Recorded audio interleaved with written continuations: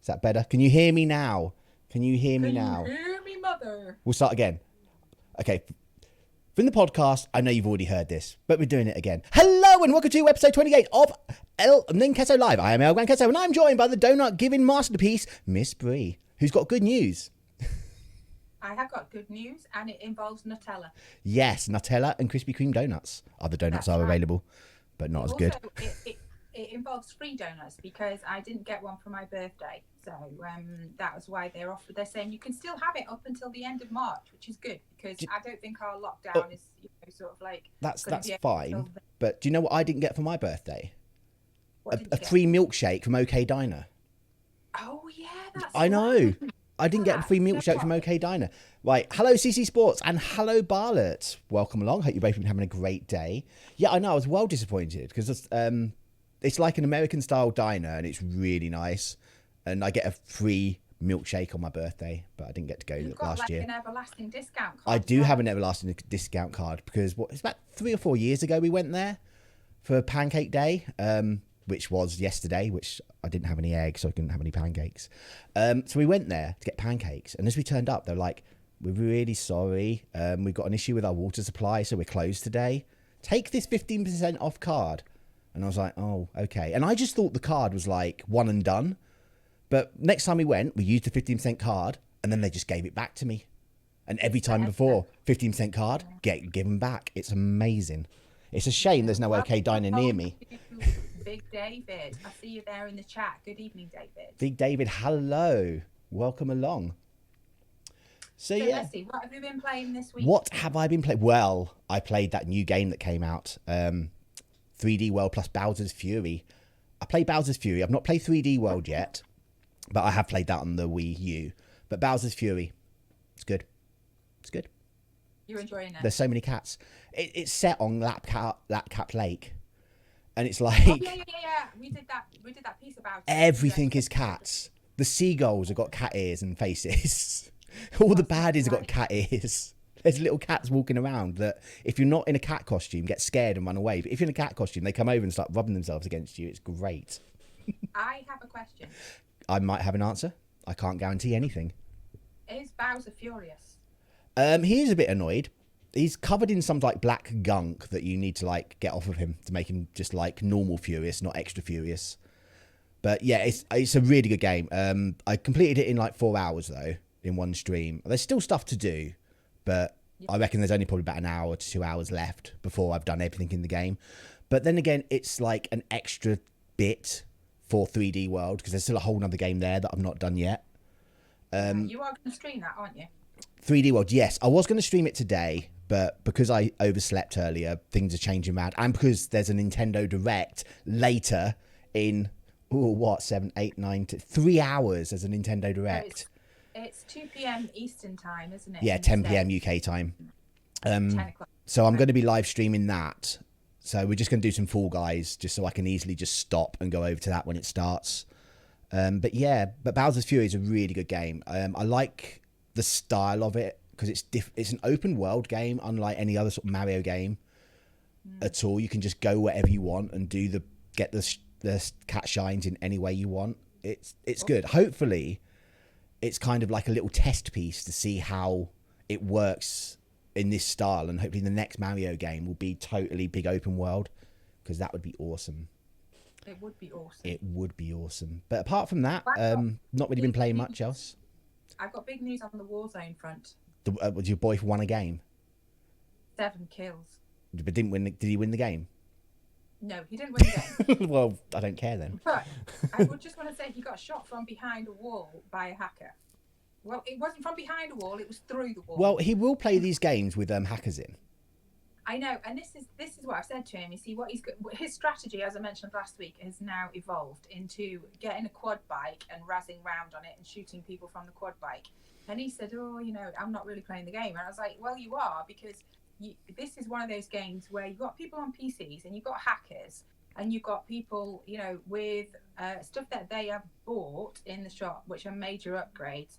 So you're not on a level playing field. So at the end of the day, however you choose to play it and enjoy it, that's up to you. But I am impressed he's got 7 kills. Yeah, exactly. And like you think, even if people aren't cheating, the people on PC, they've probably got like widescreen monitors, so they've got a much wider field of vision.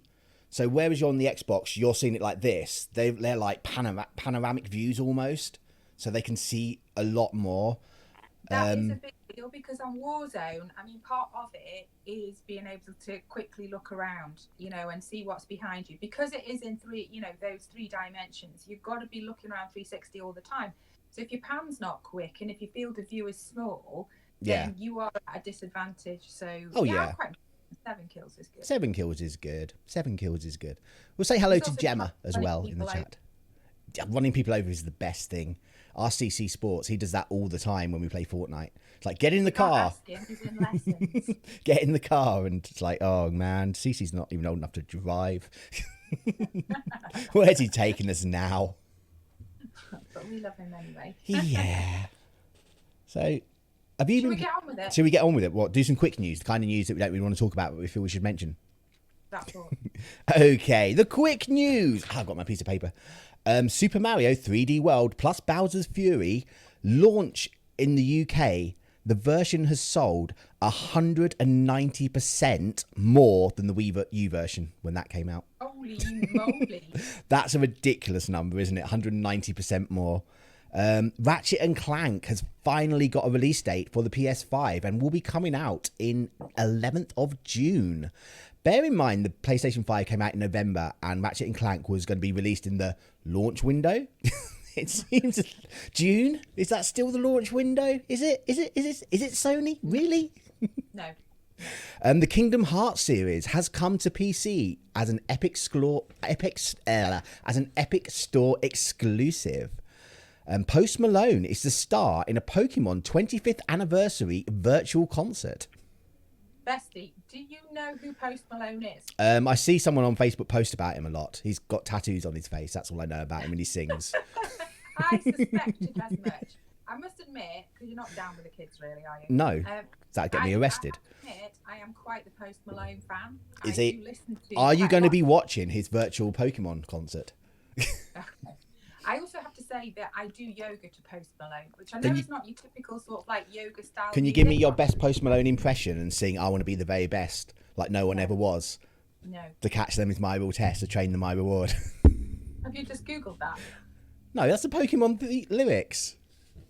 Right. Anyway, Nintendo registers a new trademark for The Legend of Zelda: Phantom Hourglass. So that was a DS game but obviously they register trademarks all the time.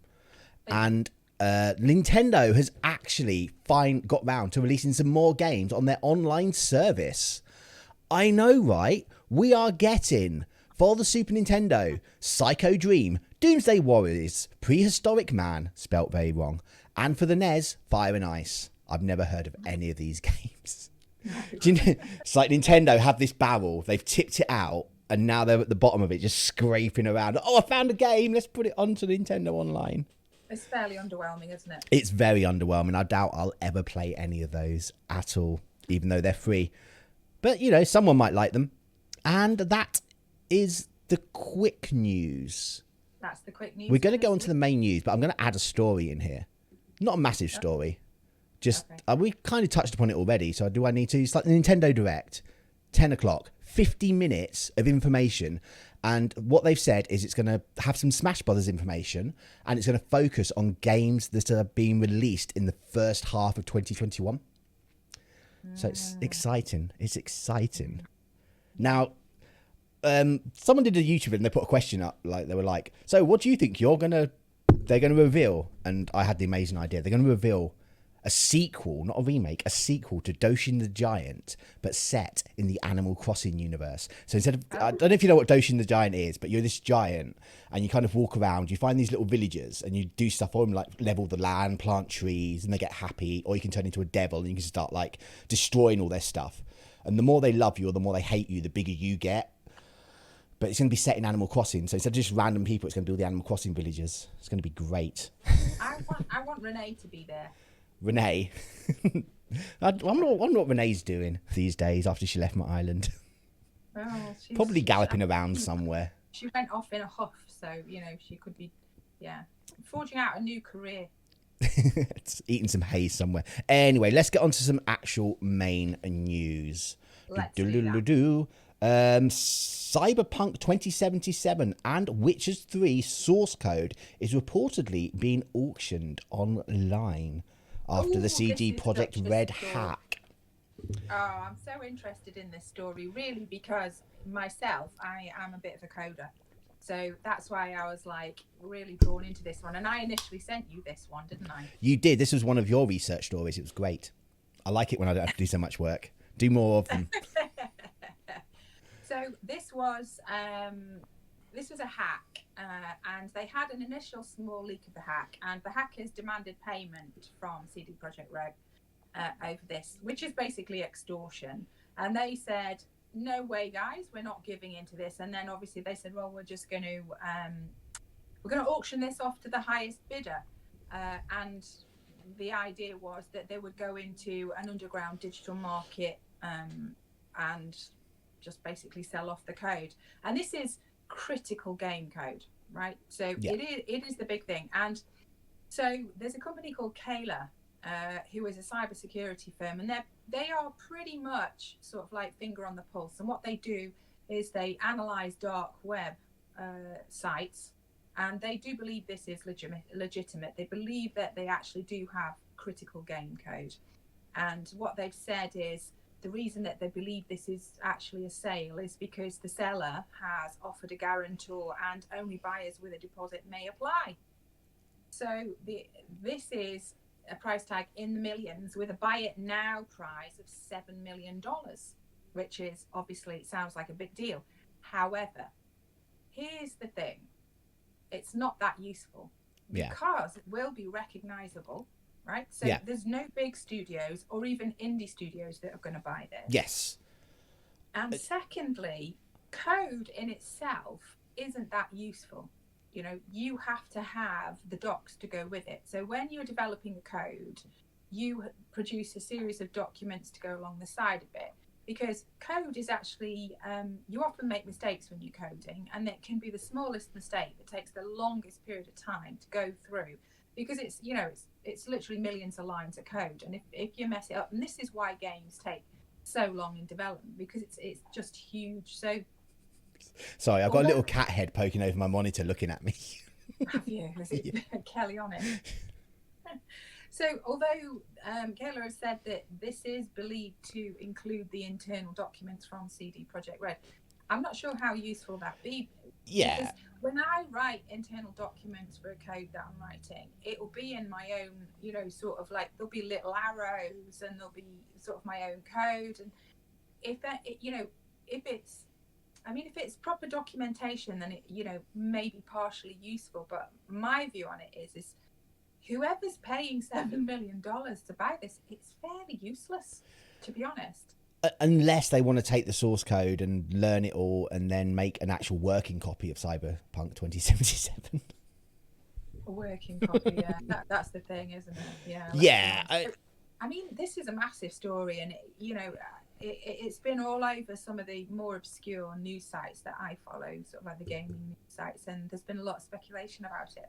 And you know, on one hand, yeah, it's critical game code and it's a big price tag. It's supposed to be, you know, an actual legit, you know, auction. But on the other hand, what can you actually do with it? Not much. Those people who actually code will tell you that it's fairly sort of useless. So whether they're thinking like, well, somebody will buy it and it'll be a bit of a scammer, they think they can use it, and then by the time they realize that we're done and dusted and gone, I don't really know. But yeah. I guess it's kind of like they think maybe like a competitor wants to like look at the source code so that they can see how CD Projekt Red are developing games. If they want to, I don't know, but they obviously feel there's a market for it. Evidence is going to go back. I mean, there's obviously a market for it. Otherwise, they wouldn't have done it. So, but well, again, let's say this is highly illegal. What they're doing, highly illegal. It is illegal, but I personally, I think that all this was initially about the payment that they were demanding from CD Projekt Red. Yeah. I think that's what this was about. And I think this is more sort of like a bluff of, we're going to auction it off to the highest bidder. Yeah. CG Projekt Red really having nothing to do Well, with it. it's like you would have thought they would have learned from like the Capcom leak. Exactly the same thing happened. If you don't give us all this money, we're going to like release all your information online, and Capcom were just like, well, we're not giving you money. I just don't understand why you would think the company would give you lots of money, because I don't know. Well, they're not. They're just not going to hand it over, are they? True. Because otherwise, they're just creating a nightmare for themselves in the future, aren't they? That is just true. And the next story is kind of like a follow-on from this, isn't it? It's still Cyberpunk 27 related. Do you know last week we didn't have any Cyberpunk news? Now we're back. We love Cyberpunk news. Yeah, Cyberpunk 2077 is apparently not selling great on consoles, surprisingly. So basically, Cyberpunk 27, as disaster as it was, actually sold very, very well. It was number 2 in December. Yes. But this week it's down to the number 18 It spot. is. It's below Breath of the Wild. Yeah, Breath of the Wild that came out. Breath of the Wild that came out in 2017 in March sold more last month than Cyberpunk 2077. Yeah. And when you look at what's at the top of the chart, there's Call of Duty Black Ops, there's Assassin's Creed Valhalla, Marvel Spider-Man, Madden NFL 21, Animal Crossing New Horizons, Mario Kart 8. And that's another one, Mario Kart 8. Mario Kart 8 came out in 2017. Yeah. It's like Mario Kart 8 is kind of just like if you've got a Switch, you have to buy Mario Kart 8. Otherwise, that's it. You're out.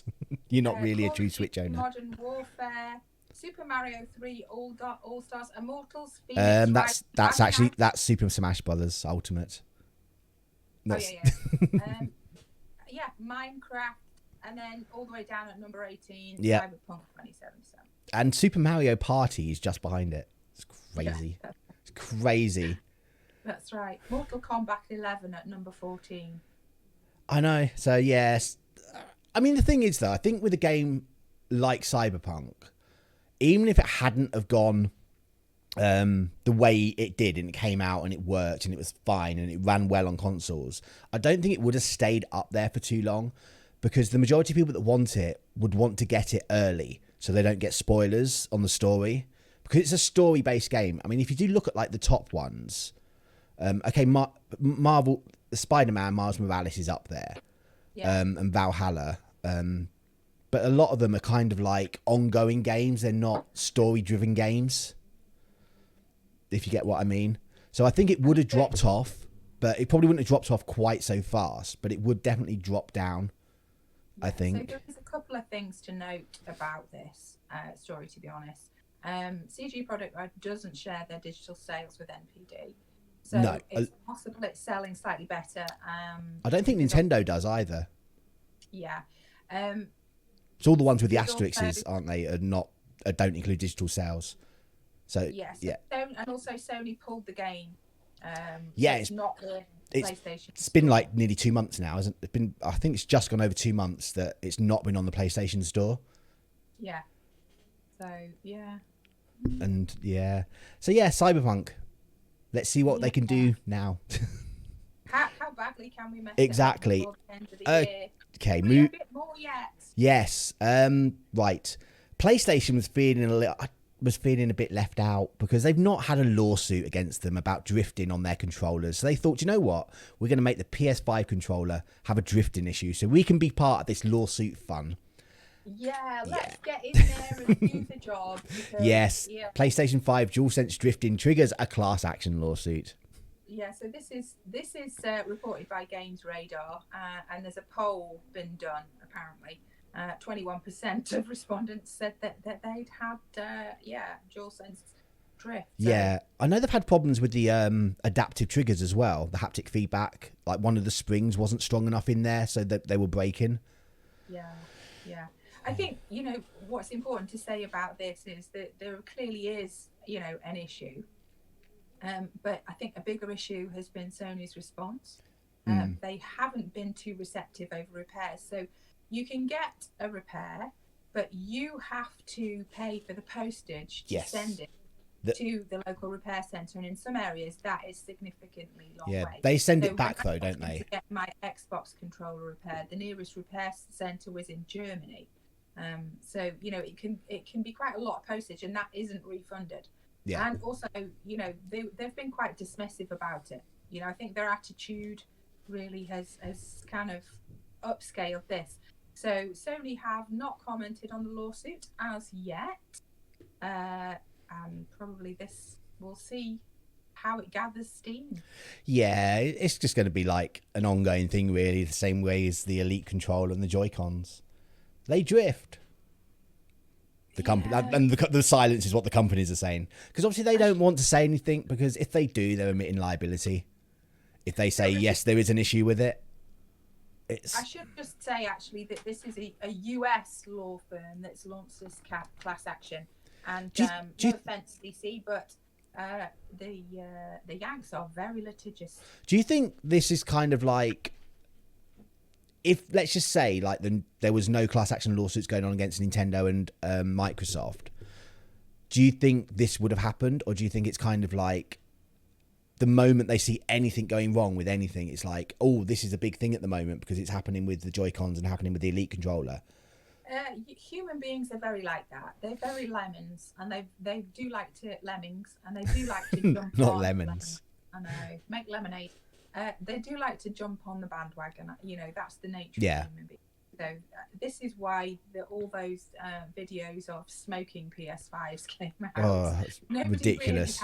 Really had, a problem with them setting on fire, but one person made a video, and then all of a sudden, the internet is full of those. So, I don't really think, that this would have been the case if we hadn't had all that kerfuffle. Yeah, true. And at the end of the day, with the class action lawsuit, the only people who really make any money are the law firms. Well, exactly. The punters that are part of it, wasn't it like the Xbox 360 Red Ring of Death and something? It was like, eventually after years, people got a check through for like $3 or $4. Do you know what? I feel like somewhere in the United States, there's an ad running that says, "Do you have controller drift? Better call Saul." There you go. Right, the next two stories I've actually by the experience. Next two stories are switching. I've got them in the wrong order. Okay. So we're starting off with Ps5 Scalpers are reportedly don't like all the bad press they get. Oh, shame. These people that are buying out all the stock of PlayStation 5s and Xbox Series X, apparently they don't like that they're being pigeonholed into that bad person category. Well, let's just say they feel judged. That's what they feel. They feel judged. So I've got a quote here, which you will. Once I read this quote to you, you will be mind blown. So this is the quote, and this is a gentleman called Jordan. And what he said was, "There seems to be a lot of bad press on this incredibly valuable industry, and I do not feel that it is justified. All we are acting as is a middleman for limited quantity items." And he went on to liken himself to Tesco, who buy milk from milk producers, package it, and obviously they make a profit selling it on. That is true. Here's another quote from someone who heard his quote. Right? Yeah. Deluded. Deluded. One word. Deluded. Yeah. He's not Robin Hood. Well, like I said, we spoke about this. It's like they think they're Robin Hood. Well, no, they're actually the Sheriff of Nottingham. That's who these people are, trying to get every little penny out of everyone. Well, what they're doing is they're taking these consoles away from little children who would have had them for their lockdown birthday. To be fair, I don't think it'd be little children. Not the price of the consoles. It'd be. But it would be the spotty teenagers in the basements. Yeah, but they are little children, really. Let's be honest. And that's it. It's not comparing it to Tesco's. It's kind of like, well, no, you're not, because you're not a shop.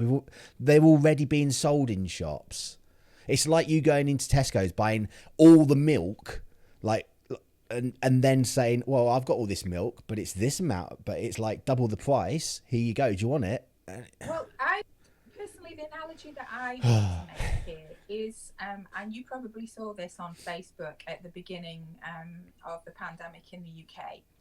There were people at the beginning of the first lockdown, who went out and bought up baby milk, and were selling it on eBay for £80 a tin. And there were mothers there who were struggling to get baby milk, right?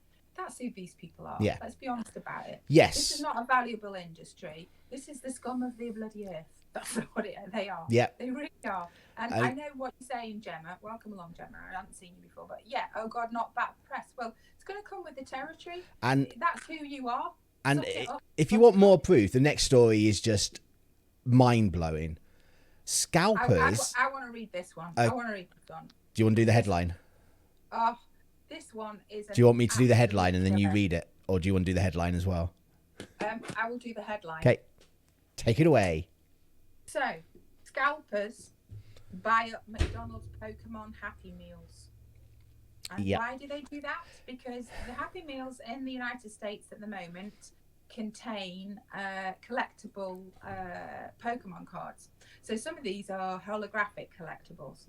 So they're going in and they're buying up 10, 15, or sometimes the entire stock of Happy Meals in order to get the cards. Not only that, it appears from some of the sales online that they are intercepting whole packs of this stuff. So the price at the moment is going anywhere from $5 to $20 per card, or $800 for a box full. Now, here's what I say is, to get these cases of these cards, it's either an employee that's selling it to a scalper, or it's the employee themselves, which does not reflect particularly well on McDonald's. Yeah. But also, you know, I feel like you don't want bad press, but, you know, you're literally buying children's Happy Meals. I know. Right? You know, these kids they're going into McDonald's and there's no Happy Meals because these animals are going in and buying them just to get the car. Yeah, and they wonder why they're getting bad press. This is like the next level of just like, wow. And the thing that makes me sort of like understand that we've come to a new low in society is there are people out there begging them to donate the meals to the homeless. Right?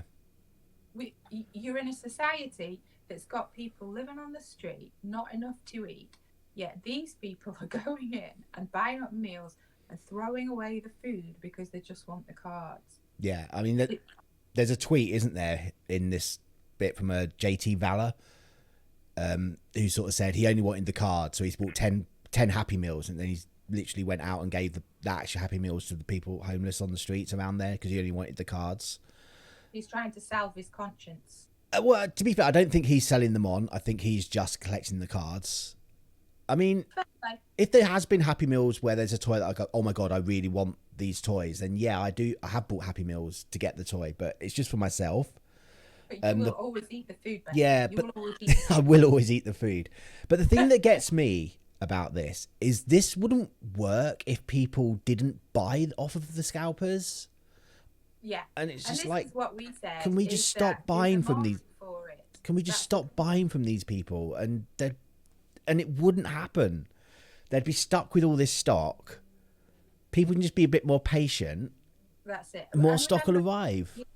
The thing that the situation we're in with the PS5 is there's a shortage of components, and it's the chips, and that's affecting the PS5. That's affecting the Xbox. That's affecting the new graphics cards that are coming out. It's a national shortage. Nvidia's kind of said hopefully we'll be back on track by the second half of this year, but even that is kind of like, so that is why these things are so hard to get.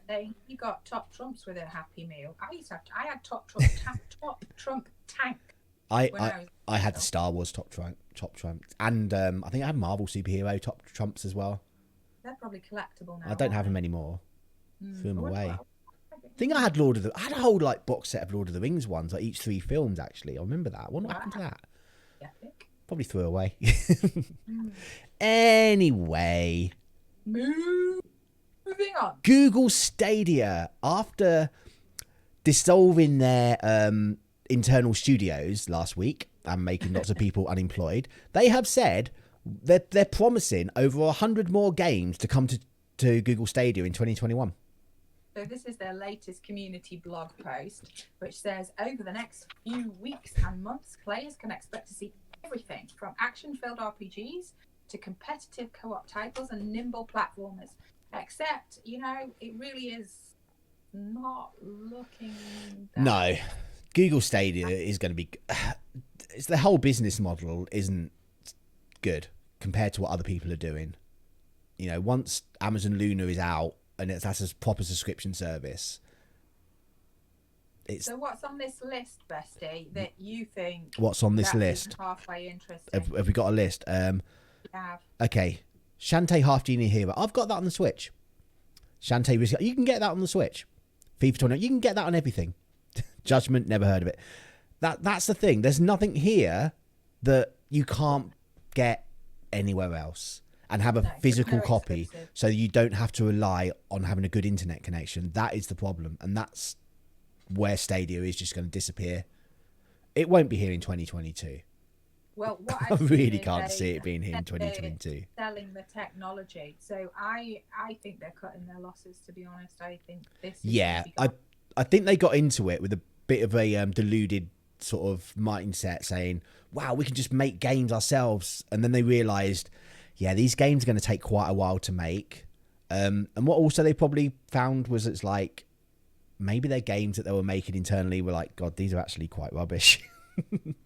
Well, I think probably Google being Google overestimated their abilities and your time frame, because what they usually do is they throw a ton of money at it and a ton of people at it, and then all of a sudden it happens. Except gaming isn't like that. It takes the time that it takes, simply because it is a huge undertaking that takes a huge amount of time. And there's only so many coders you can throw at something before then it becomes unmanageable. I think one of their big things though, it was like kind of you can like do the AAA gaming without having to spend money on an expensive box. But if you look at like how the Xbox and PlayStation are like impossible to get, people want that expensive box. The gamers, they want that. The same as me. I want the physical copy of the game to be able to hold in my hand. I know it makes absolutely no difference to have a physical or a digital game. It's still the same game. But just, it's something about having that tangible object that you can hold and look at. It's the fact that it's just you open a web browser and that's how you play Google Stadia. It's funny because we've talked about the sort of rise of the digital copies and everything, but they have had this meeting, haven't they, recently, this economic powers meeting, and out of it have come this quote: "You will own nothing and you will be happy. You will rent everything." We're just not there yet, because the howl of dismay when that quote came out was audible around the globe, because the people are just no, I don't think so, because we are still a species that wants to own stuff. We like stuff. We're like magpies. We are. Ooh, shiny, mine. And put this in my nest. It's not looking good for Stadia. No, it's not looking good for Stadia, but do you know what? I'm not going to lose any sleep over it. My heart isn't going to be broken when Stadia goes. I've never even logged into Stadia ever. I've got no interest in just a pure streaming service. I mean, this is kind of a little bit of a side tangent, but it's kind of a story that's come out. Because obviously this episode was meant to be yesterday, but I had computer issues. So there's kind of a story that's sort of gathering momentum for today of Xbox Game Cloud. And they've actually revealed footage of how it's going to look through a browser. So that is happening very soon. That you'll just be able to play xCloud through a browser on phones, tablets, PCs, laptops. And that's already included in your Xbox Game Pass. So you've got Game Pass, haven't you? Yeah. So you've got xCloud. Oh, okay. I'll check it out. So I don't think it's quite there yet, but when it does roll out, you could sit in a coffee shop, log onto their internet and start playing AAA games on your phone. As long as you got... Some will have touchscreen, others you'll need a controller for. But I think that's the problem with Stadia, the fact that you have to buy the games to stream, whereas everyone else is just being like, this is a subscription. And that's what Stadia needs to be if it wants to survive. Yeah, I think that transition will have to come, otherwise it's just dead in the water. Yeah. Anyway, Shall we move on to the last story? It's where the Pokemon company just had a moment and they forgot what Magnemite looked like. And it's really sorry that it forgot what it looked like. So what basically has happened is they've released a Magnemite plushie in Japan, and they got the magnet the wrong way round. They put the So red the and one on blue. the right is what it should look like. Yes. And the one on the left is what it does look Exactly, because if they were that way round, would they repel, or would they? If the two reds were together, would that repel? Or yes, it would repel. so obviously magnemites need to like connect together to come. Why can't a magnetron? That's the word when there's three of them. So they need to be able to like magnetize together. But yet they are very, very sorry that they did this. And if you take your one with the wrong colours back to the store, they will change it for you. But don't do that, because you want the ones that are rare that are going to be loads of money in years to come. You might have to keep it 100 years, but it will be sought after. It will be sought after, because you know what people are like. Oh my God, you got a magnetron with the thing the wrong way? I really want that. Yeah. So this is our investment advice for... Fly out to Japan and buy a soft toy plushie. But I think you're too late. I think they're gone now anyway. Yeah. Yeah, so that they forgot what they were like. How do you forget what your character's like when you work at the Pokemon? I think probably somebody's just stitched it on the wrong way round in the factory. Probably. Poor little Magnetron. Anyway, we're almost getting to the time where we answer questions in the chat. Yes, if you do have... We will answer anything. We will answer anything, because we're desperate for like attention. Yeah, we kind of get ourselves out So there. any questions, please pop them in the chat and we'll answer them now. If you're listening to this on the podcast or on YouTube as a pre-run, then just leave a comment. If you're listening to the podcast, go onto Twitter and put a hashtag Ninqueso Live and we'll get back to you. We answer all sorts of questions. Yeah, anything, you know. Any questions at all. Normally we get asked what's for dinner. What flavour donuts we're having on Donut Friday this Oh, time. there you go, Bartlett. What's for dinner? Well, I've just got back from Tesco's and I have brought what I need to make a lasagna. Ooh. I know, right? And the voucher came through as well. Salmon. So I got a voucher. You've frozen. It's fine. You sound still fine, but you froze. You're having salmon. I've got lasagna, and I got my Tesco Club Card voucher through as well. So it cost me £3 for my kilo of lasagna that I'm going to be making. Wow.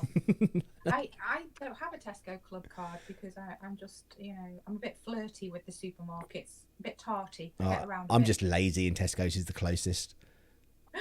So I'm having salmon and some nice steamed vegetables. I'm all healthy. Apparently Gemma's still at work. Oh, that's rubbish. Oh my Gem. God. That's terrible. You must have been at work for like 14 hours. How much was my voucher? £4.50? Ooh, that's quite a big voucher. I know, and some of the offers now are like, if you got a club card, the products are cheaper. I need to get that. Yeah, it's worth it. It's worth it. It's the only supermarket card I've got. I don't carry any other cards around with me. It's just the Tesco one. Mine was only £1.50. Aww. How much you shop at like Tesco's though? That's the problem. You got to commit to going to Tesco's. Yeah, you got to go all in. It used to be much better when I used to do like the ring jobs, because if I filled up with diesel when I was in a van at Tesco's, I used to be getting like about £15 to £20 in vouchers. I remember that. Yeah. It was kind of like, I've got enough vouchers here to buy a game. You were buying clothes? Yeah, I'd buy some clothes, or I'd buy like a DVD or something. So I Blu-ray. That's how old I am. Buy VHS. I buy Betamax. I saw a post on Twitter this morning said, "When did you know you were old?" And I was like, I don't remember thinking that.